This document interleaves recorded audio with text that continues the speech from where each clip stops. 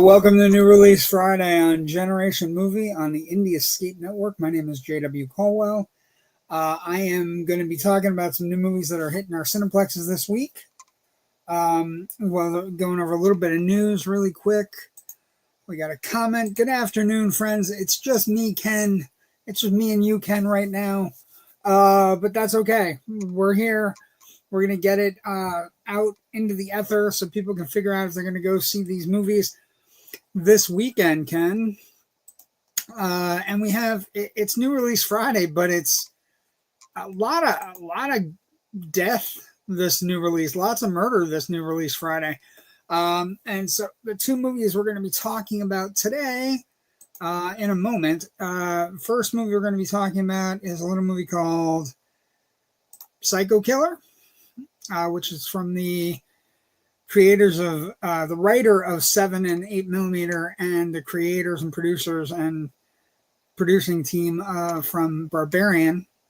And then we're also going to be talking about How to Make a Killing, which is the new Glen Powell movie that's based on the classic Alec Guinness comedy called Kind Hearts and Coronets, about somebody working their way through a family to murdering their family to get an inheritance. So we'll talk about that. Like I said, lots of death. We have a psycho killer, and then we have a kind of a fun, slick, fun killer this weekend. News first. We do have to say this. Rest in peace to Eric Dane. He passed away at 53, super young. He was known for being Dr. Mark Sloan on Grey's Anatomy.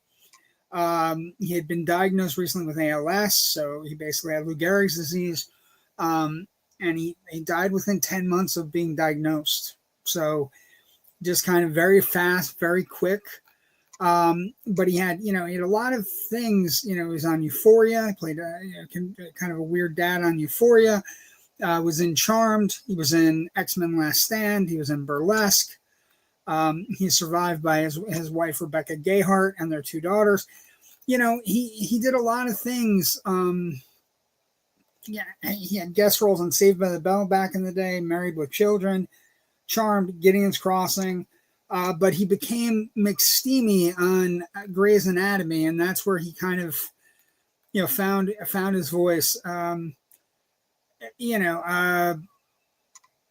Basically, he'd finished Euphoria. He just did Euphoria.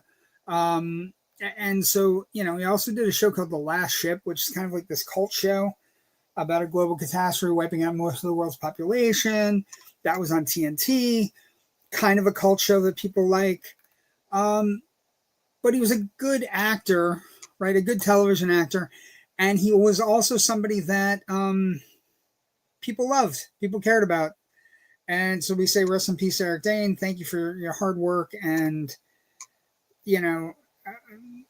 what a terrible disease. There are reports that he couldn't even talk or, be like recognize his loved ones at the end, which is just, these diseases are awful. Hello, Jamie Hill. Thank you. Hi.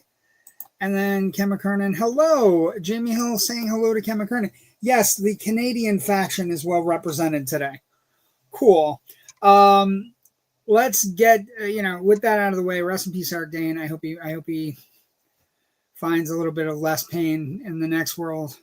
But let's get to what we're all here for, which is welcome to New Release Friday.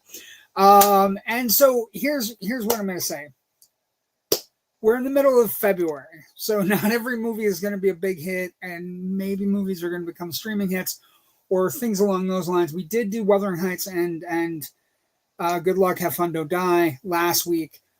Both of those movies, one of those movies is a big hit. The other one is not. Is going to become a cult film when it hits streaming because it's very good. And the same might be said for today's 2 movies that are not necessarily the best movies, but they're movies that are coming out brand new. The one we're going to start with is Psycho Killer.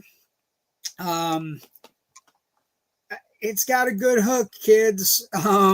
So basically, it's a 2026 horror film. It's directed by Gavin Polone, written by Andrew Kevin Walker, and you may know that name as the person who wrote 7 and wrote 8mm. So that should give you an idea of where we're at. And so basically, this is a cat and mouse thriller, a traditional cat and mouse thriller that has heightened levels of gore, although it's not all practical effects. There's a lot of CGI in the kills, but basically it follows Georgina Campbell, who is this young cop whose husband gets murdered by this killer that's on a rampage, and he's called the Satanic Slasher. And that's what he looks like. He is a huge hulking mass of a human being. And she, after her husband gets murdered, decides to follow him. You may recognize Georgina Campbell from Barbarian. She was the lead in Barbarian. And so she's kind of making a name for herself in these kind of movies. The movie does have a very sadistic bend to it. It's very gory. Anybody who runs into this guy usually ends up in pieces, various pieces, all over the place. So it's not a film for the faint of heart. It is very gory. It is pretty well written. It's got problems here or there. But this person playing this character is an imposing presence. The name of the actor is James Preston Rogers. He's a former wrestler. He portrays the character called the Satanic Slasher. The movie also has Malcolm McDowell in a small minor role. Logan Miller's also in it in a small minor role. And basically, it's this cat and mouse between this woman trying to trace down the person that murdered her state trooper husband, as well as, all these other people. He goes on like a big kind of tear. And what I will say is, it's basic cat and mouse. It's like, I'm going to track you here, I'm going to track you there. I can guess where you're going by the thing, and I'm putting all the pieces together, putting all the symbols together on the walls that the guy leaves, the trail of blood he leaves. So it's got a lot in common with Seven in that regard. It's not as well written as Seven, and it's certainly not as well written as something like, say, last year's Longlegs. It's not that good. It's not as good as Longlegs. But it is the guy is a striking presence. He is a big dude. And he, even in the scenes where he is not wearing his outfit, which is this outfit most of the time, he is still a striking dude.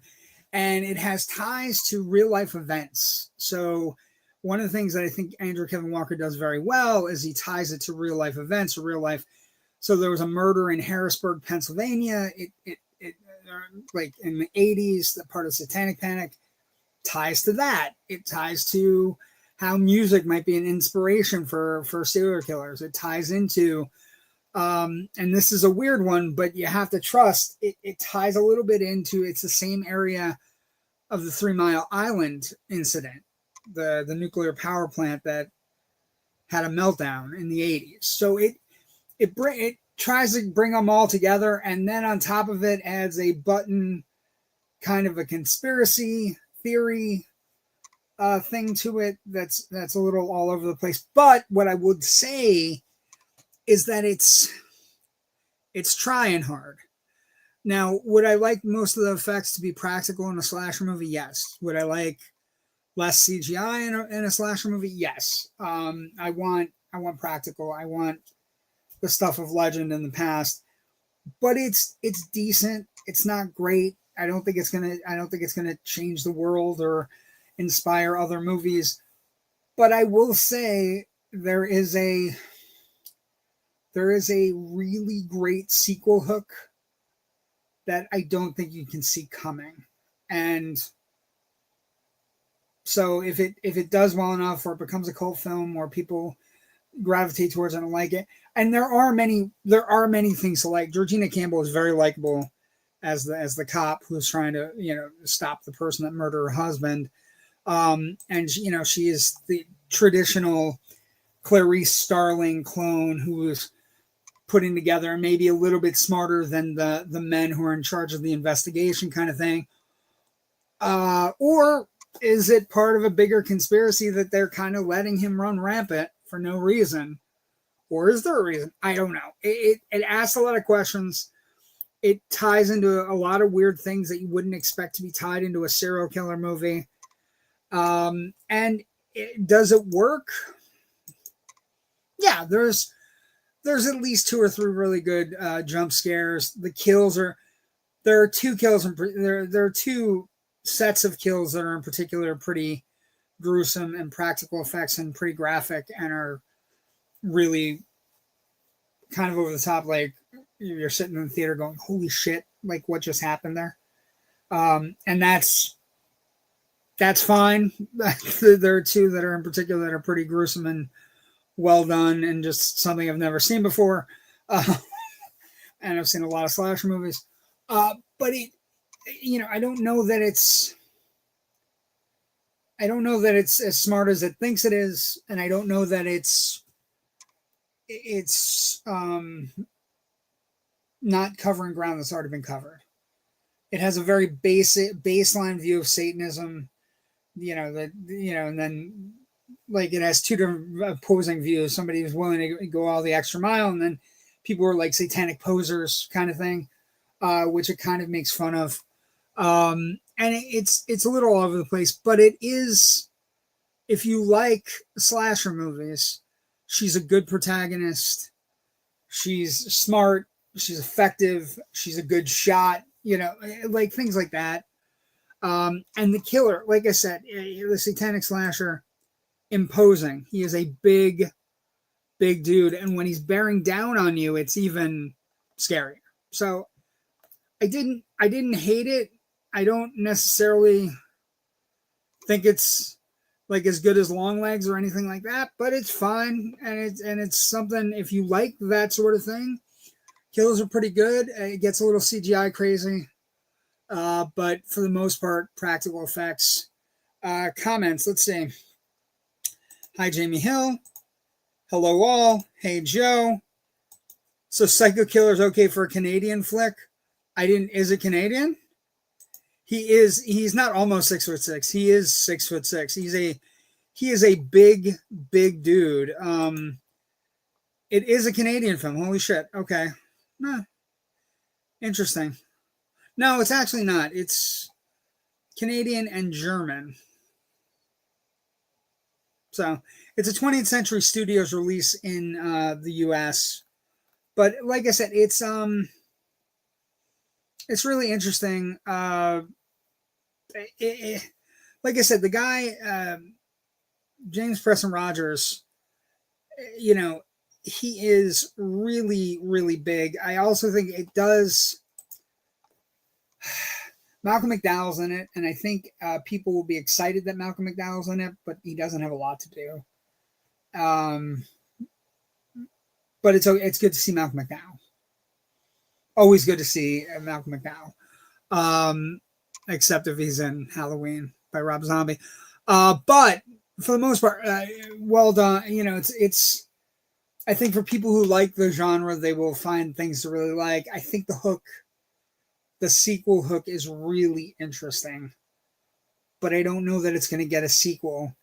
In which case, it's going to become the kind of cult film people will talk about, the movie that needed a sequel that never got it, which I think could be really interesting. But that's about. There's a lot of gore. If you have if you have a lot of people, things being carved into people, lots of blood on the walls, lots of violent kills like dismemberments. And a couple really good jump scares, but so not the top of the class, but not the bottom of the class either. Kind of just right in the middle. If a slasher movie is your gig, which I kind of like slasher movies, again, I think the hook is tantalizing. Just so many questions at the end of the movie where it's just like, wow, that would be a way interesting concept if they're going for what I think they're going for, which is a wag the dog kind of situation. So we'll have to wait and see what happens. But it's in theaters. If you want to go see it this weekend, Psycho Killer. If it's your bag, you will definitely have enjoyment with it because he's great, and Georgina Campbell is really good but it's a traditional cat and mouse movie. Nothing really jumping out except the imposing nature of the character and how it tries to tie in a bunch of real life events into a movie screenplay. Okay, second movie of the day.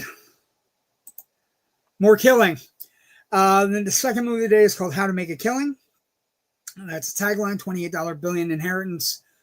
7 relatives standing in the way, How to Make a Killing. Glen Powell, another Glen Powell movie. Guy's got a lot of movies. He's got a lot of things going on. This, however, is an interesting kind of, it's a comedy. So first off, it's a black comedy. It's a dark, stark black comedy. Not like Psycho Killer. More like, and this is the movie it most references, is a movie called Kind Hearts and Coronets, which is an Alec Guinness movie from the 60s, where Alec Guinness played a bunch of characters from the same family and also had the same kind of plot where basically he was somebody was trying to move up the family and killing people as they were going along, trying to get the inheritance, right? So it is almost a direct, it's a kind-hearted kind of homage to that movie. So it's got a little bit of comedy. It's got a little bit of it's got violence, but it's not necessarily the most violent violence. It's just kind of there. But it's a dark comedy, which are hard to pull off unless you know exactly what you're going for. And it kind of does, like, it kind of knows what it's doing and it kind of doesn't. And it sort of works. And like I said, it's really hard to pull off a comedy that involves a dark structure, a black comedy. Pitch black comedies are very hard to pull off unless you really know what you're doing. Heathers, The War of the Roses, things that are important. So Kind Hearts and Coronets, that's the movie that I'm talking about originally, right? So it's Alec Guinness. He plays all these different characters. And so in this one, Glen Powell plays a character who his name is Beckett Redfellow. He is the heir to the Redfellow estate. And basically he is, his mother has been cut out of the estate and he has grown up in New Jersey, watching as everything kind of falls around it. But before his mother passes away at a young age and he's put into the orphanage system of New Jersey, his mother says, you are the heir to a vast fortune and you need to live your life the best way you can. The best way you can. The best version of your life. And she passes away. And so Beckett kind of bounces through life. He meets, in his younger days, he meets a character named Julia Steinway. She's a childhood friend. She's played by Margaret Qualley as the movie progresses. She's rich. She's uber rich. And they kind of have a childhood flirtation. They share a first kiss. He gets invited to her birthday, even though she doesn't want him there necessarily because he's a poor. And so basically, but she comes back to him later in the movie, basically as like a kind of like a foil, because he'd always been made fun of for saying he was heir to a fortune, and she's like, yeah, whatever, and doesn't believe it and all that other stuff. But eventually it comes down to Beckett starts to figure out that there's only 7 people between him and the fortune. And so he devises a plan. And this is where the film gets some boosting, because the cast is really good. You got Glen Powell, hot off of Anyone But You, hot off of Running Man, hot off all of these different, Top Gun Maverick, all these things he's been doing. You got Margaret Qualley, who's coming off The Substance, and Honey Don't, and she's one of our good young actresses. You also have Jessica Henwick in this movie. She plays a love interest of Beckett's, who's also been dating one of Beckett's cousins, who he has to knock off. And those cousins are played by great actors. Zach Woods from Silicon Valley, and Topher Grace. He plays kind of like an artiste of the family who doesn't actually have a job but just can create art all day because he's insanely wealthy. Topher Grace plays another member of the family, another cousin, who is a televangelist who's had all kinds of run-ins, all kinds of trouble with the law, with his money, with drugs, with everything. And he uses this religious thing as a pastor to get him out of the trouble. Like, he has pictures around his office with him with El Chapo. And he's a nice guy if you just get to know him. And so basically, Beckett sets forth plans to murder the members of the family that are in the way. Now, in between that, in between the murders of some of them, his uncle, played by Bill Campbell, great character actor, basically takes him under his wing and gives him a job at a financial institution where one of the cousins had worked. And Beckett knocks it out of the park. And so Beckett starts to get the idea, like, I can have a life of love, or I can have a life of insane wealth by knocking off the members of the family. And so it becomes a struggle, right? And then the movie kind of takes all the twists and turns. It's funny. It has a lot of laugh out loud moments. Powell's really good as Beckett. And Margaret Qualley is good as she's more of the femme fatale of this black comedy.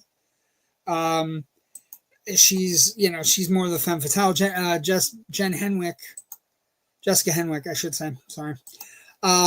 She's more of the quality female. She's a person that was in the fashion industry, who gives up the fashion industry to go and learn how to teach. So, and she is the best thing that Beckett's had in his life since his mother. So he has to continuously make a choice. Am I going to go for the money and get rid of these people and continually up the ante? Because as the people start getting knocked off, the FBI steps in, and basically what they say is anytime a family of incredible wealth, when people start getting knocked off in the family, the FBI steps in because they're going to guard the members of the wealthy families, which is kind of a weird position we're in right now in the country. And so it builds to a crescendo. I also should say, supporting cast is fantastic. You have Zach Woods, you have Topher Grace, you have Ed Harris, plays the patriarch of the family. He is also the person that is responsible for kicking out Beckett and his mother out of the house when she gets pregnant when she's a kid. So it's got a lot of good things going for it. It's got a pretty good script. You will either be. It is a dark comedy though, so I don't think anybody coming into it, if you don't have the sensibilities that it's a dark comedy, that it's going to take dark turns of human nature, may not be for you, because it definitely. The person I saw it with was not prepared for it to go dark as it did, right? When you go to see something like Psycho Killer, you expect the dark. When you go to see something like How to Make a Killing, which is like kind of a comedy with murder in it, you maybe not want it to take a super dark turn, which it does. So, it's got a little bit of a tone shift towards the end. And you definitely want Beckett with somebody not you want him to get the best version of his life. So you're rooting for him, and the people, one of the criticisms I can lay is that except for the uncle, who ends up being very two-dimensional, ends up having, being very two-dimensional, taking Beckett under his wing and saying, basically saying, I'm sorry, I should have come and get you. I should have come and gotten you and my sister. I should have made sure that she was buried in the family plot. All these, like, he says a lot of things to Beckett where he says, I'm sorry for not standing up to my father, which is, except for him, a lot of the rich people in the movie are one-dimensional, right? It is a traditional one-dimensional, rich people are really kind of ignorant and at their baseline evil, right? And I think that's, it just needs a little seasoning. But Powell's great. Quality's really good. Jessica Henwick is really good. Bill Camp is fantastic. All supporting bits, Zach Woods, Topher Grace, Ed Harris. It's got a great supporting cast. Has potential to become like I said, we're in the cult film portion of this year right now, where all these little movies are coming out, where they're kind of have like they're fun and original, and they're not necessarily going to be the biggest box office movies, but they're gonna, maybe when they hit streaming, people are gonna be like, I like that. That was good. I had fun watching that. Psycho Killer, having fun will be one thing, but this movie is fun because you're trying to figure out how Beckett's going to get around everything he needs to get around, how to get around the FBI, how to get around killing the family members, how easy it might be or might not be. And then the family members who are in front of him, who happen, one or two of them happen to be good people. So it's like, what do you do? Margaret Qualley is not playing a nice character either. She's, been corrupted by money to the point where she is just, very greedy and very nasty. And it's a fun movie, but it's not necessarily a memorable one. This third week in February. But it might be your bag. You know what I mean? Like, we are at this portion of the time where we, basically are making movies, and all you can really hope for on a weekly basis is something fun, something original. And if it's not original, if it's derivative, you want to at least it to have some sort of spark of imagination. And these two movies have it. It's just not, they're not hitting on all cylinders. Like last week, I felt like Good Luck, Have Fun, Don't Die hit on all cylinders. These two don't. But it doesn't mean they're horrible movies, but it doesn't mean they're good movies either. So that's what I would say. If your bag is like comedy mystery, kind of like Knives Out, but without the really good script, How to Make a Killing might be your bag.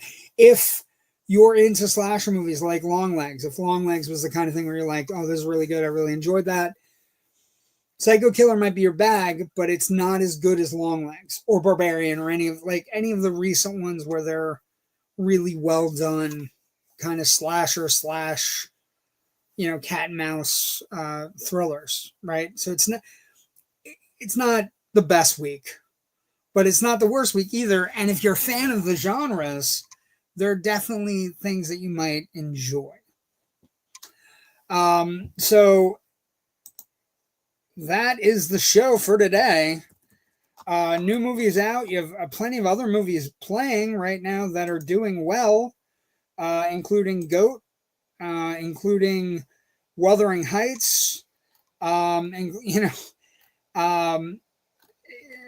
a lot of things are out right now. Send Help is still doing very well in theaters, and we'll see what's happening next week. We will be back. Scream 7. I will be seeing on Thursday night. I will have a review for you Friday afternoon at 3, where new releases happen. New Release Friday is the new show we're doing on Friday afternoons. And so thank you for joining us today. Also, if you like our show, like and subscribe.